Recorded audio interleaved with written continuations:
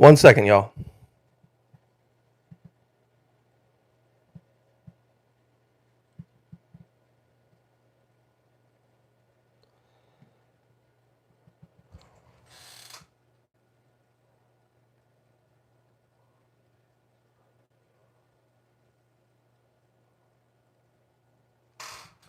I don't think anybody had the events of the last 36 hours on their bingo card. I mean, you couldn't have even guessed this.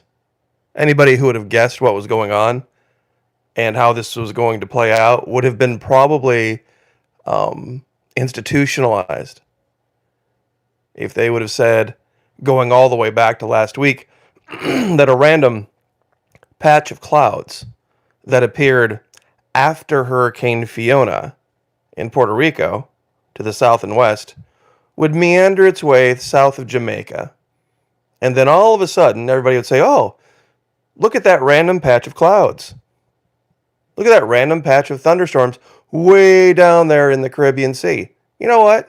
It's going to become the worst hurricane to possibly ever hit the United States because it ain't done yet. Ever. I mean, ever hit the United States.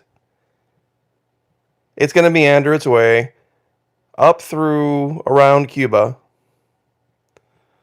And then all of a sudden, it's going to make this hard right-hand turn, barely missing Havana, slam into Port Charlotte, go directly across the state, emerge at Cape Canaveral, and still be a hurricane, now threatening the Carolinas.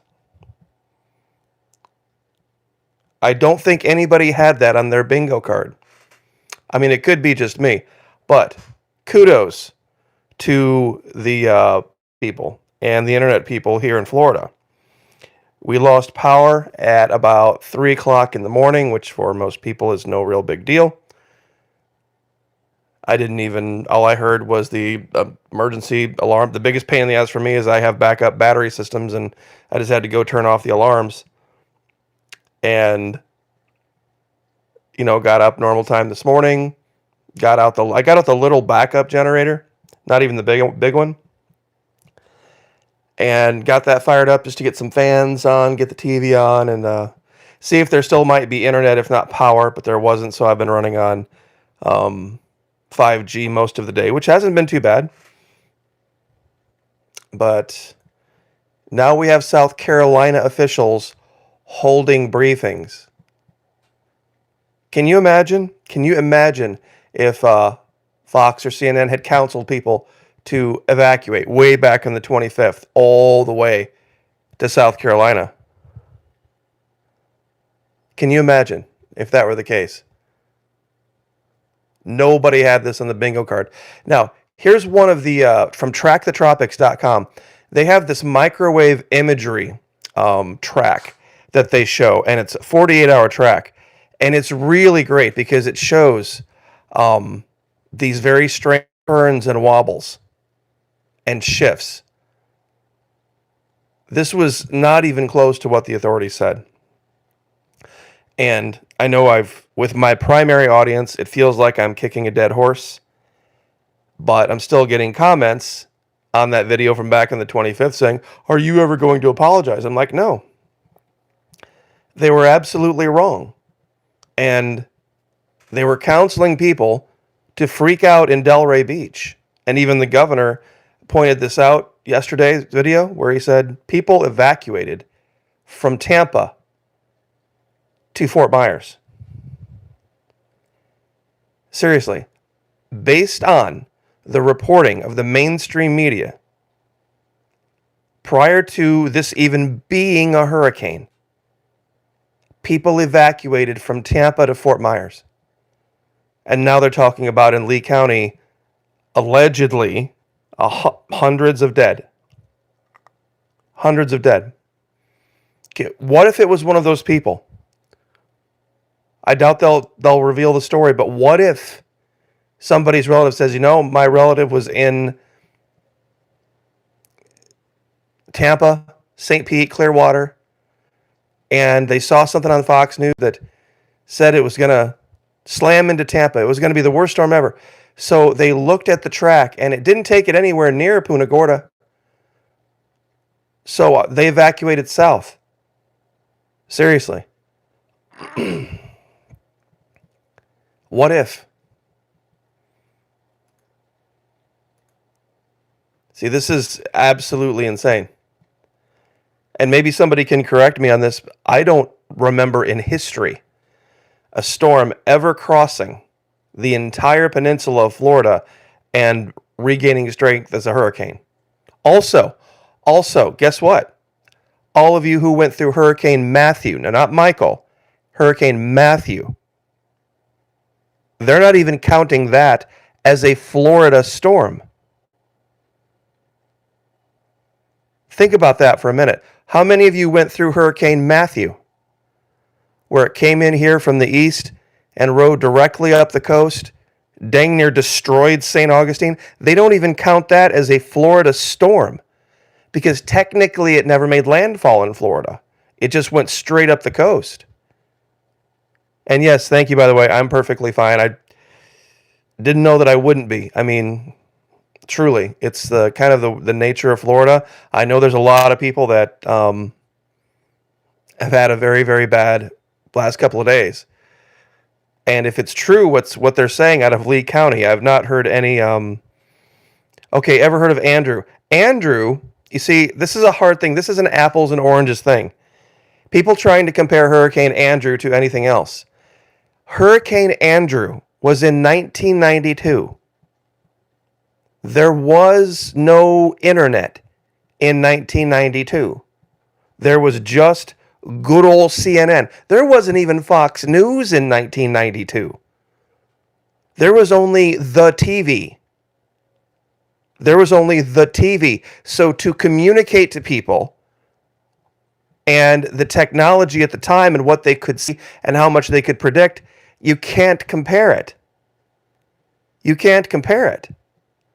Even a small hurricane, even a smaller hurricane, if you don't let people know to get out of the way, could kill thousands. And thousands and thousands and thousands of people. Even a small hurricane going to the right place, if you don't warn anybody, so yes, Andrew was big and it did a lot of destruction and it cost a lot of lives and all this, but the primary reason was nobody got the hell out of the way.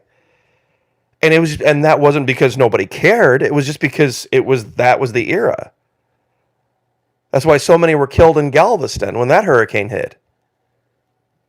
I mean, we're looking at patches of clouds now, thousands of miles away, just looking at them and saying, you know what, in 7 days, that could make landfall in the United States as a Category 4 hurricane. Start preparing now. You see, I just, and this goes to, there's a lot of people involved in the internet right now that participate in discussions like this that are only 40 years old. Do some quick math. How old would you have been in 1992 if you're 40 years old now? How old would you have been? 4? You wouldn't have known what the newspapers and TV and radio were like back then. I mean, 8. I'm sorry, my math is off. 8 years, you'd been 8 years old. I mean, it's just, and then look, I am not against the media putting out warnings. In fact, I'm for it. I am absolutely for the media putting out warnings. But don't talk as if you have specifics when you don't. And that's what was mind-boggling to me. They were telling people before they knew what the track of the storm was going to be, number 1, and number 2, to start evacuating.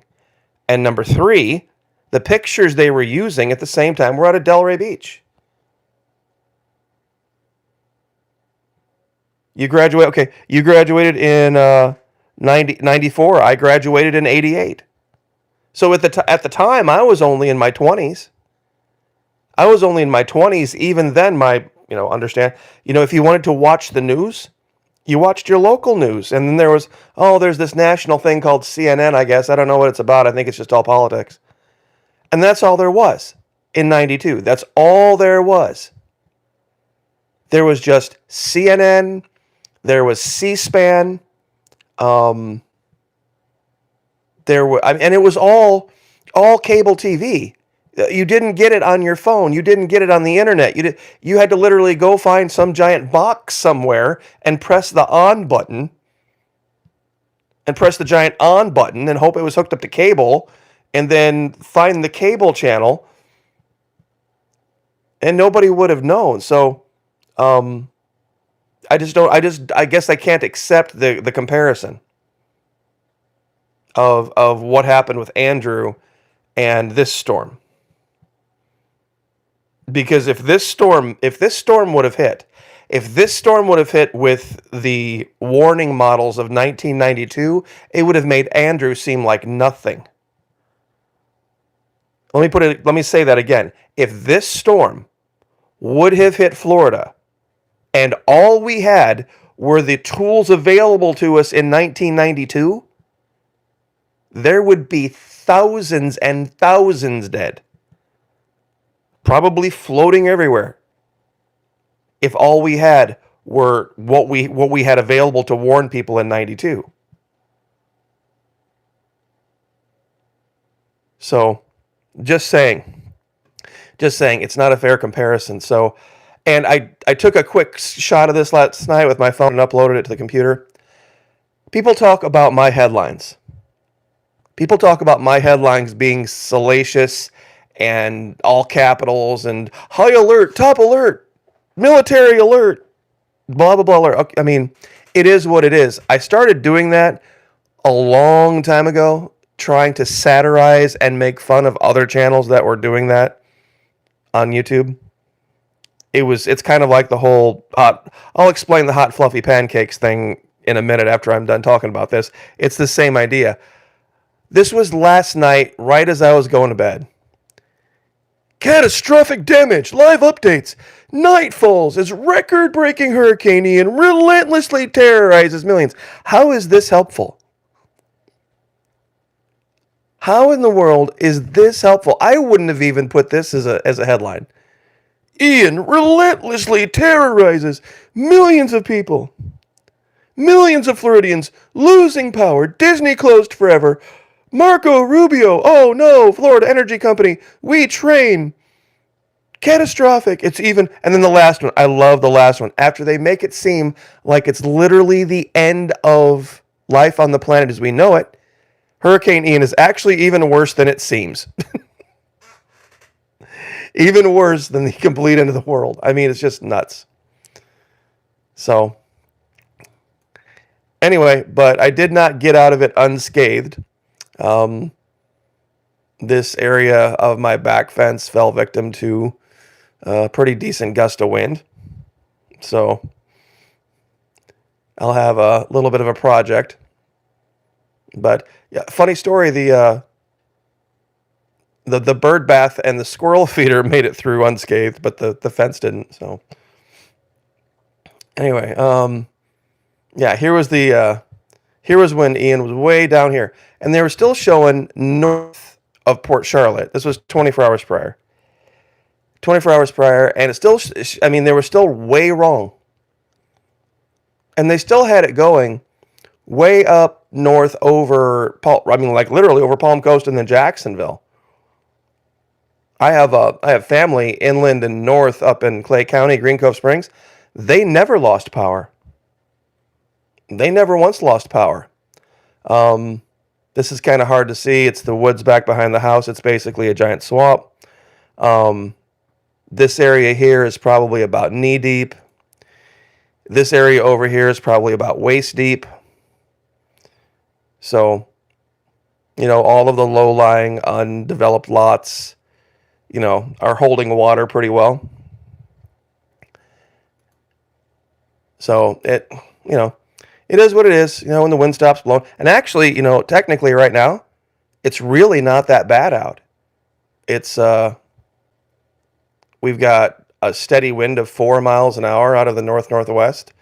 It's 62 degrees out. It's not totally dark yet. We've had 5 inches of drizzly rain today. There were some good gusts earlier, but this was the backup generator. And I'll tell you what, man, this thing, if I had to choose this or the main generator, I would choose this one. And I would just suck it up. Now, I know this one's only 2200, right? It's only a little 2200.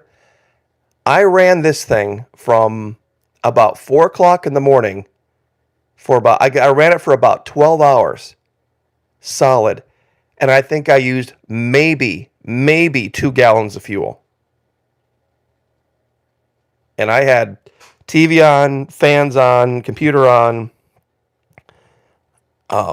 quiet, and I hadn't run it in a few months. And it's pull start, super easy pull start. Honestly, an 8-year-old could start this generator. And an elderly person could easily pull start this generator. And carry it. It's a little heavy. For one hand, but it's not unwieldy for like an elderly person. You can put this thing anywhere, just about. I mean, of course, you don't want to put it anywhere. You want it ventilated, but up on a table, And like I said, it's not some big 9,500, watt monster, but it got the job done. It got the job done. You got yourself a little. I wanted to do a video, and I was thinking about doing a video on the difference between a convenience and a luxury. That convenience is the idea of maintaining things that you need in a way that is efficient. Luxury is just things you don't need. Like, for example, if you were a diabetic and you had to keep your insulin cold, ice for you is a necessity. Now, having an ice maker is a convenience, but you need ice. What's it called, a 2200i, Chris? It's a little portable, and believe me, for most applications, it's perfectly as powerful as you need. But for most people, if you don't have a need, like insulin for diabetics, ice is a total luxury. Ice is a total luxury. You don't need it. You don't need a lot of frozen food. And so it's not with, when you go into survival mode, when you go into, shit hits the fan mode, personally, I like to rough it the first couple of days just to get my mind and body adjusted to it. It's like, okay, it's going to be sticky. It's going to be damp. There's going to be no dehumidifier. You got the fan, a little bitty fan. And you can, absolutely. MT Coiner has it right. You can hook 2 of these up together. They have a 2200, and I think they have one that's a little bigger. And you can hook them up if you need that much. But I'll tell you what, man, this thing, you see that little can sitting right by it? That little can was full. And it's not even down to half. Not even down to half. And I ran it hours and hours and hours and hours and hours. And it's, if you got a, teeny little fridge, I just left basically my big fridge, closed mostly, got some ice out of it. And, this one was 800 or 900. I think it might be less than that now. I think it was like $800. But the nice thing about this generator is that it's compact and it is portable. I could put it in the back of the SUV and it wouldn't even take up a whole bunch of space. I could put it back there with 10 gallons of gas and I could have literally 2 weeks of power. Literally, no lie, I could have 2 weeks worth of electrical power for the space of this and 2 of the cans that you see next to it. All right, Transformers, thanks for hanging out. And yes, stealth mode has it right. They are so quiet. My neighbor across the street had one of the big, like, normal, like, shop generators, man, I tell you what, that's just advertising. It is absolutely just advertising. If there were ever truly a grid down shit it's the fan situation where there weren't police, there weren't authorities, there weren't that type of thing, you get one of them big generators fired up, man, it is going to announce to every thief within a half a mile where you're at. This one is tiny and quiet. And so super easy. I mean, there's a little slot. I don't know if you can see it up here. Up on the upper left here. This is the choke. You just slide it forward. There's a little, it's a big dial, so you don't need, real tiny grip on your hands. It's a big, huge plastic dial with big, huge labels that say turn it to on. And once you turn that to on and turn that forward, you give this thing a couple, 4 or 5 pulls, maybe 6 pulls. And it has a button for what they call economy mode or low power mode, which is what I had it set on. And this thing absolutely just sips gas. I mean, tiny, tiny, tiny amounts of gas. And it is. And it's got the inverter. It's got the 2 plugs here. It's got the, the kickoff for the overload. And I ran this, and I just ran the cord in through the slider. I have this out on the back patio.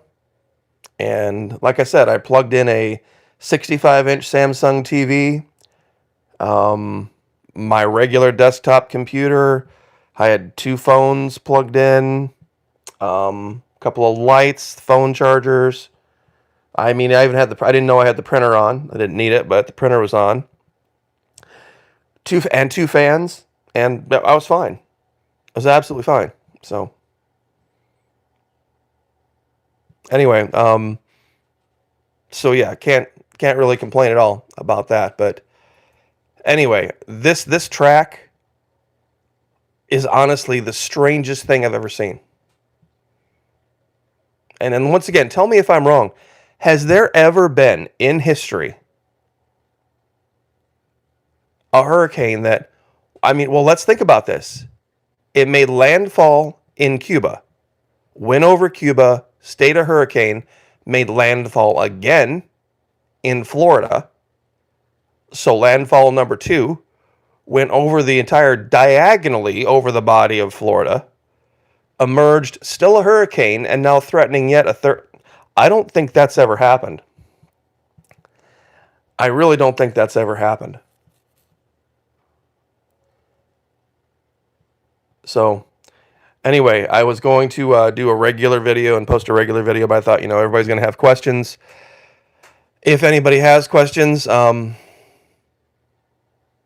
don't know really what more to say. It's been and I guess I'll just go ahead and say it. Based on my experience, Hurricane Matthew was way worse. Seriously, based on my experience. Now, given it was a completely different situation, I was living in a different place at the time. But based on my experience, Hurricane Matthew I was without power for a lot longer. The winds were a lot stronger. It was a much more terrifying deal.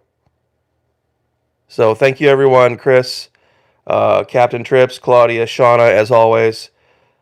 Peaches, Stealth, November. Very much appreciate y'all. It's just been and Irma, Irma was a lot of rain, but I don't think we ever lost power in Irma. So, Matthew was bad. Irma was supposed to be this huge, horrible thing. It really wasn't from where we were. And now I live a lot closer to the ocean, and yes, this was the other side, but, I can't say that this was, and once again, Michael was way over on the Panhandle, so it didn't affect me at all. And the same thing, Michael and Dorian both. So, I guess, hold on. I might as well, I did these up to show people. initially, this white line right here, this is Google Earth Pro. This was initially the center of their cone of uncertainty. But then a whole bunch of, and you can go back, see if they have deleted their videos or not. A whole bunch of YouTubers came out and said, well, they're saying this, but it looks like it might actually go here, but it could definitely go way over here. How many people out there remember this? It wasn't even a week ago, not even 2 or 3 days ago. People were warning, oh, Mobile, oh, check out, oh, Pensacola, Panama City, look out, look out. It's been nothing but sunshine there. And nobody has said a word to them. If everybody had evacuated to this part of Florida, I think we'd be fine. And my whole point was, nobody needs to be telling anybody to evacuate anywhere right now, because we don't know. Now, it was 2 days later and it became a hurricane here, but even then, they still got it wrong. They kept getting it wrong. It kept going farther east and farther east and farther east and farther east. It was supposed to go over Tampa, right over Orlando, and then go right into Jacksonville.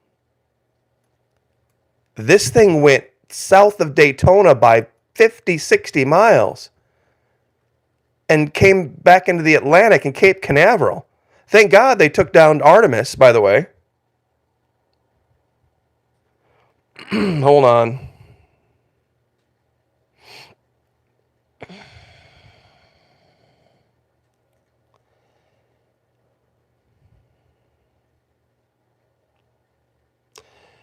I always got somebody that's got to hack a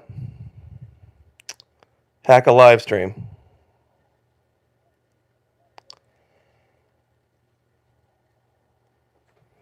So and so now they're still using these same models. It's going offshore here, and they're talking about Charleston, or I mean, this thing could go out and it could slam into Virginia. They just don't know. So, I guess the only thing that you could have possibly said or done, back then is say, evacuate to Tennessee.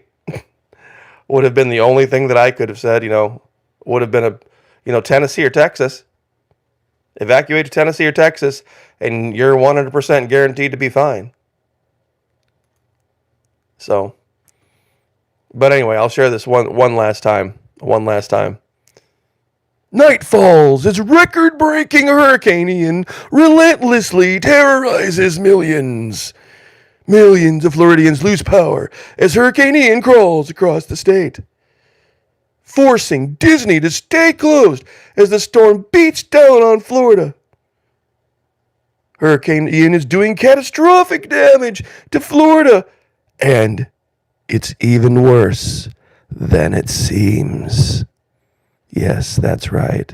Hurricane Ian is actually even worse than it seems. This is an actual screenshot from Fox News' website. Yeah, I know, Sean. I was like, it's even worse than the worst thing you can imagine. Imagine that?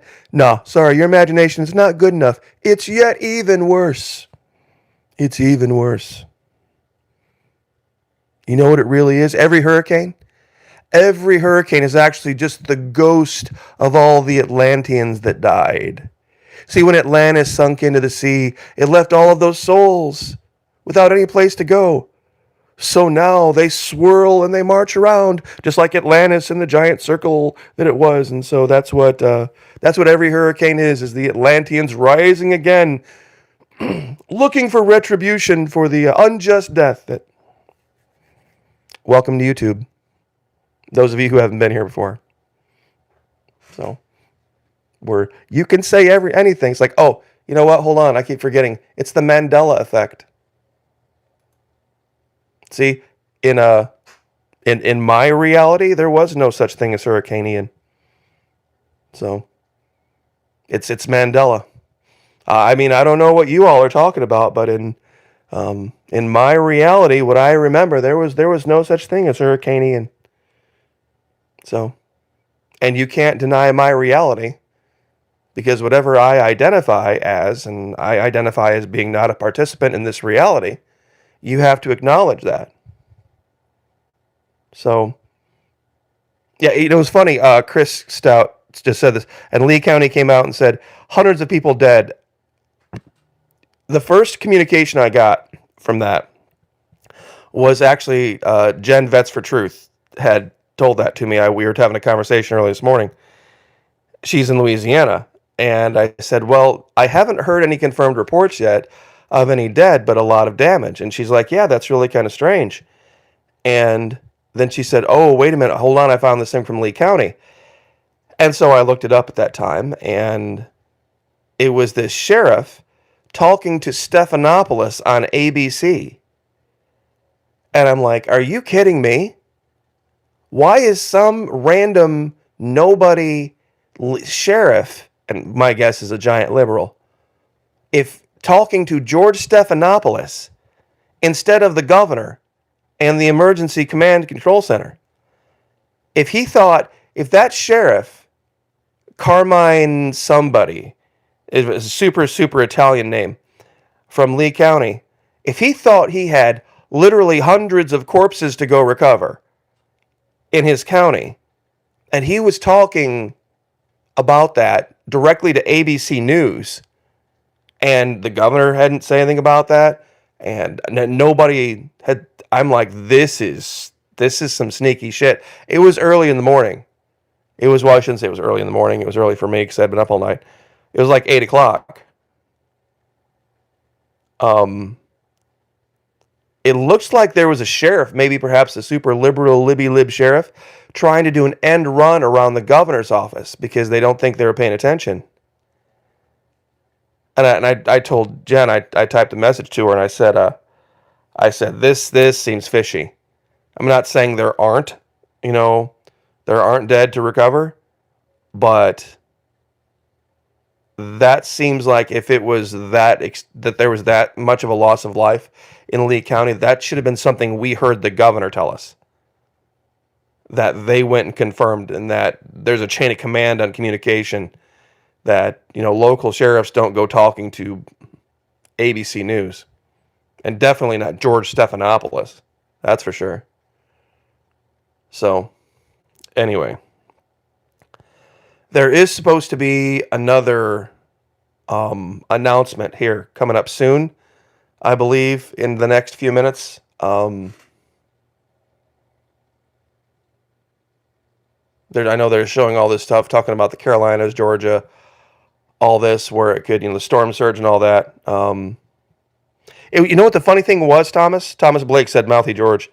Even George Stephanopoulos, when the sheriff said that, he said, you could tell he looked at his producer.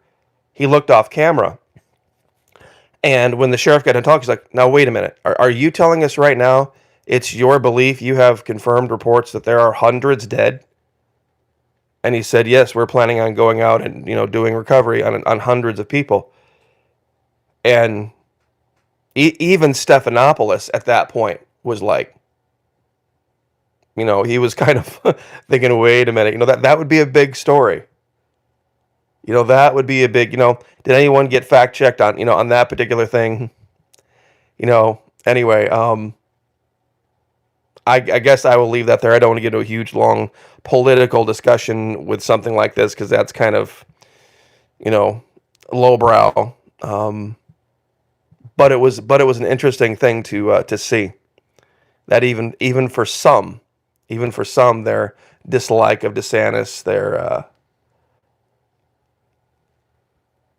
would cloud their judgment. So, anyway, but I'm gonna let you guys go. Have your night. Have your evening.